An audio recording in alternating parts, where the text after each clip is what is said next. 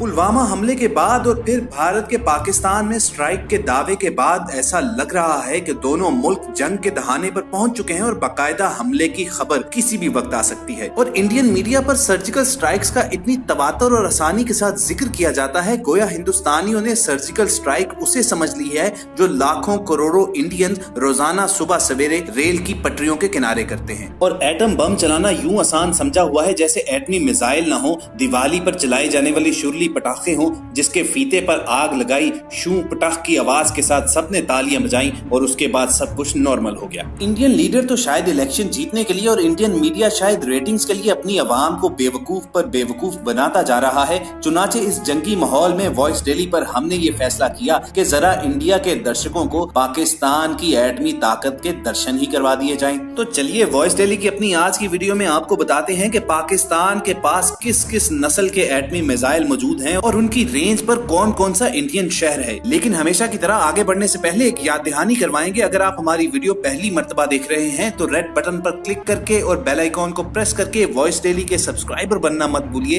ताकि ऐसी informative videos आपको रोजाना की बुनियाद पर पहुंचती रहे। साइंसदानों के मुताबिक पाकिस्तान को अपने रवायती हरीफ इंडिया पर यह बर्तरी हासिल है कि पाकिस्तान टैक्टिकल न्यूक्लियर हथियार भी तैयार कर रहा है जो साइज में इस कदर छोटे हैं कि उन्हें इंतहाई आसानी से मैदान जंग में भी इस्तेमाल किया जा सकता है। दोस्तों आपको बताते चलें कि अल्लाह के फजलो करम से ये वो हथियार हैं जो अमेरिका के पास भी नहीं है। साइज में छोटे पाकिस्तान के ये टैक्टिकल हथियार जंगी जहाजों और आबदोजों के जरिए भी इंतहाई मुख्तसर नोटिस पर इस्तेमाल किए जा सकते हैं। रिपोर्ट्स का कहना है कि पाकिस्तान न्यूक्लियर ट्राइएड की तैयारी कर चुका है जिससे वो जमीन, फिजा और समंदर तीनों जगहों से एटमी मिसाइल लॉन्च करने की सलाहियत का हामिल बन गया है। तो क्या कहते दोस्तों, कमेंट सेक्शन में हमें जरूर बताओ कि आप अमरीकी साइंसदानों की इस तंजीम के तज्जिए से मुत्तफिक हो। क्या पाकिस्तान का एटमी प्रोग्राम भारत से बेहतर है या फिर आपके ख्याल में भारतीय मिसाइल पाकिस्तान से बेहतर हैं? अब मिसाइलों का जिक्र चल ही पड़ा है तो एक एक करके आपका इंट्रोडक्शन पाकिस्तान के तमाम मिसाइलों से करवाते हैं जो पाकिस्तान ही में तैयार किए गए हैं और इनके दम से पाकिस्तान एक मुस्तहकम एटमी कुव्वत है। तो सबसे पहले बात करेंगे पाकिस्तान के शॉर्ट रेंज मिसाइल्स की जो पाकिस्तान ने भारत की कोल्ड स्टार्ट डॉक्ट्राइन को फेल करने के लिए बनाए थे। आपको बताते चले कोल्ड स्टार्ट डॉक्ट्राइन ये थी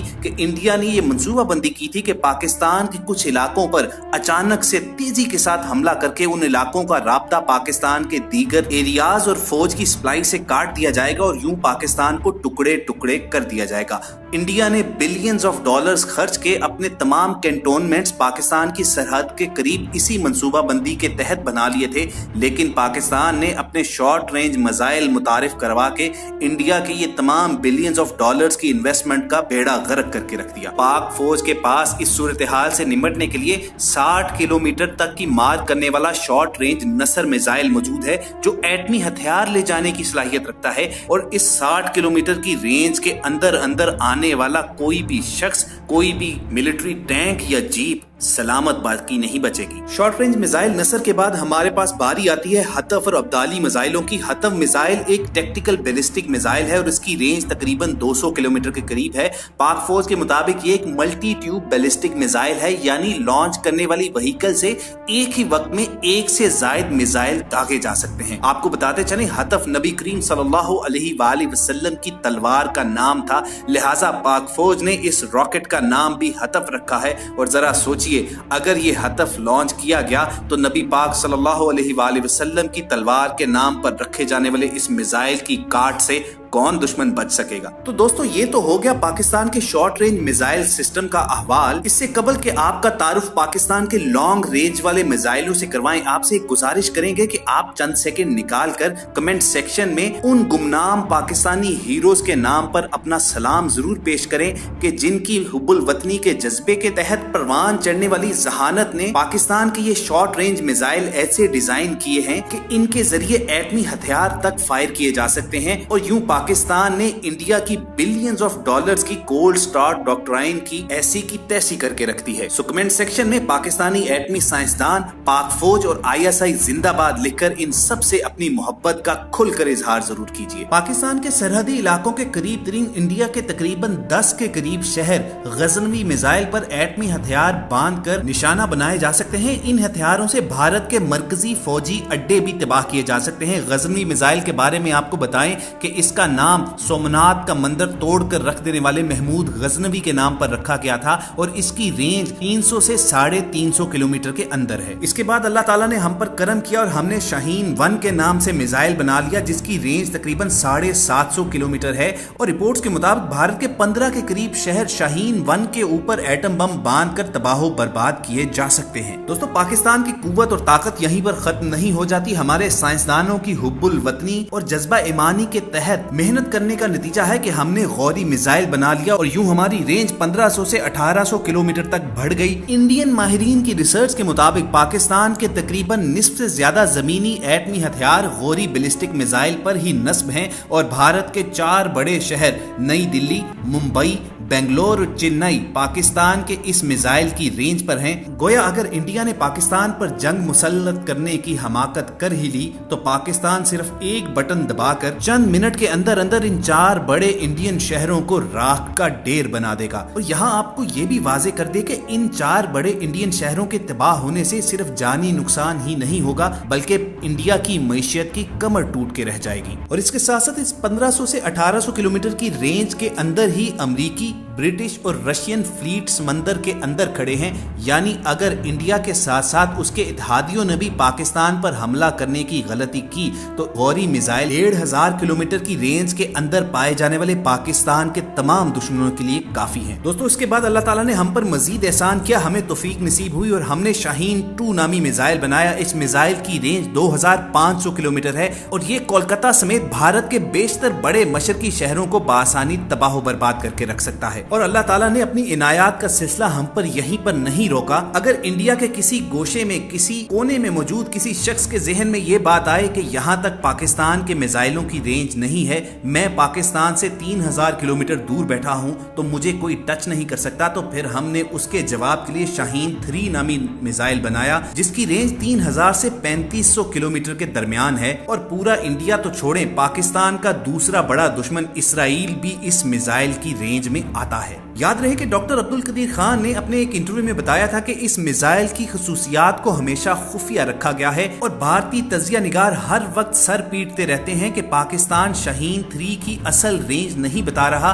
इसकी रेंज 3000 से 3500 किलोमीटर के दरमियान नहीं बल्कि ये इंटरकॉन्टिनेंटल मिसाइल है, यानी इसकी रेंज ज्यादा है और ये यूरोप और अमेरिका तक हमला कर सकता है। खुद इंडियन माहिरीन का मानना है कि पाकिस्तान के शाहीन 3 मिसाइल को ले जाने वाली गाड़ी, जिसे ट्रांसपोर्टर इरेक्टर लॉन्चर कहा जाता है, चीन ने ये गाड़ी शुमाली कोरिया को भी फरोख्त की हुई है और इन दोनों की लंबाई बिल्कुल एक जैसी है। शुमाली कोरिया इस ट्रांसपोर्टर इरेक्टर लॉन्चर को अपने इंटरकॉन्टिनेंटल मिसाइल ले जाने के लिए इस्तेमाल करता है और इस गाड़ी का शाहीन 3 के लिए इस्तेमाल होना ये साबित करता है कि शाहीन 3 की रेंज 3500 किलोमीटर से ज्यादा है। लेकिन यहाँ पर अपने नाजरीन को एक मजे की बात बताते हैं कि इंडिया का रोना बनता जरूर है, क्योंकि 2010 में पाकिस्तान ने इस बात को प्रूव करने के लिए टीपू 1 और टीपू 2 के नाम से मिसाइलों के तजुर्बे किए थे और कहा यह जा रहा है कि इन मिसाइलों की रेंज 6000 से 7500 किलोमीटर तक है।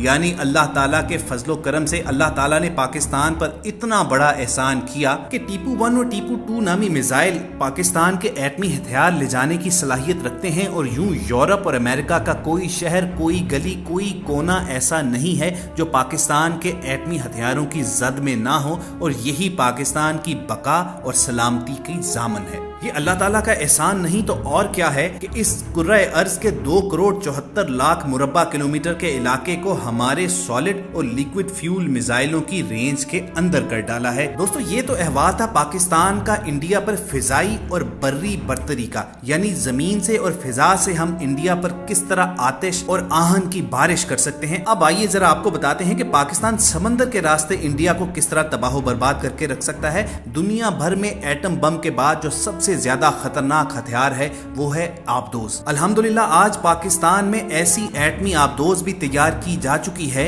जिसे दुनिया का कोई रेडार, कोई सोनार डिटेक्ट नहीं कर सकता और वो पानी के अंदर 3 महीने तक रह सकती है। और पाकिस्तान की ये आबदोज 6 एटमी मिसाइल ले जाने की भी सलाहियत रखती है। और ये जो हमने बाबर क्रूज मिसाइल बनाया है ये समंदर के अंदर से फायर किया जा सकता है। और इस आबदोज और इस बाबर मिसाइल ने पूरी दुनिया को वर्ता हैरत में डाला हुआ है। जरा गौर कीजिए कि पहले तो इस आबदोज ही को कोई डिटेक्ट नहीं कर सकता। उसके बाद आबदोज जब दुश्मन के इलाके के अंदर पहुंच गई और फिर उससे ये बाबर मिसाइल फायर किया गया, तो ये बाबर मिसाइल अपने हदफ पर कैसे पहुंचता है आपको बताते हैं। जब ये बाबर मिसाइल समंदर से बाहर आता है और फिजा में पहुंचता है तो इसका बूस्टर इससे अलग हो जाता है, इसके विंग्स खुलकर बाहर की जानिब आ जाते हैं। उसके बाद ये नीचे पानी की तरफ गिरता है और 100 फुट की बुलंदी पर आ जाता है। पाकिस्तान का ये आर्टिफिशियल इंटेलिजेंस से लेस बाबर मिसाइल है, ये जीपीएस की मदद से चलता है। इसके सामने पहाड़ आते हैं तो ये ऊपर की जानिब उठ जाता है और फिर दोबारा 100 फुट की बुलंदी तक आ जाता है। इसमें टारगेट की पोजीशनिंग फीड की गई होती है और अगर टारगेट किसी पहाड़ के पीछे है या किसी रुकावट के पीछे है तो ये घूमकर दोबारा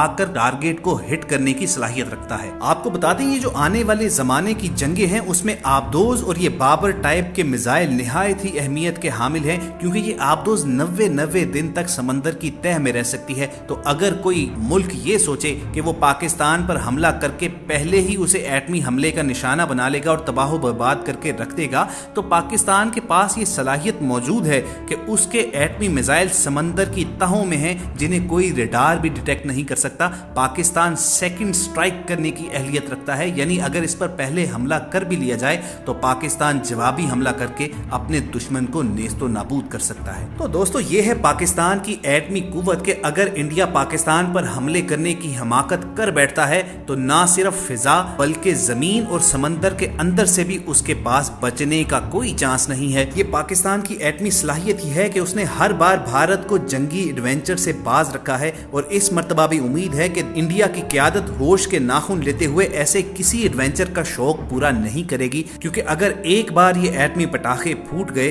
तो फिर इलाके का चौधरी बाकी नहीं बचेगा। और जंगों में भी एटमी जंग के बारे में सोचकर तो रूह ही कांप जाती है। माहिरीन का कहना यह है कि अगर पाकिस्तान भारत पर एटमी हथियार इस्तेमाल करता है तो एटमी हमले की सूरत में भारत के 2 करोड़ 10 लाख अफराद बराह रास्त हलाक हो जाएंगे और ताबकारी असरात से कितने मुतासिर होंगे इसका अंदाज भी नहीं लगाया जा सकता। इस जंग से जन्म लेने वाले माहौलियाती असरात के नतीजे में ओजोन की आधी तह मिट जाएगी और खित्ते में मानसून और ज़राअत खत्म होकर रह जाएगी और 2 अरब के करीब लोग शदीद कहत का शिकार हो जाएंगे। तो वॉइस डेली चैनल की जानिब से इंडियन हुक्मरानों को हम यही एडवाइस करेंगे कि आप अपना वक्त और अपने वसाइल पाकिस्तान को गीदड़ बबकियों की सूरत में जंग की धमकियां देने की बजाय इंडियन अवाम की फलाह बहबूद पर खर्च करें। 1 अरब से ज्यादा लोग जो इंडिया में मौजूद हैं और पिस रहे हैं उनकी जिंदगियां बेहतर बनाइए, ना कि अपना पैसा जंग में झोंक कर उनको मजीद बर्बाद करें। हमारे तमाम नाज़रीन कमेंट सेक्शन में जरूर बताएं कि वो हमारी इस तजवीज़ से मुत्तफिक हैं या वो चाहते हैं कि इंडिया ये गलती कर बैठे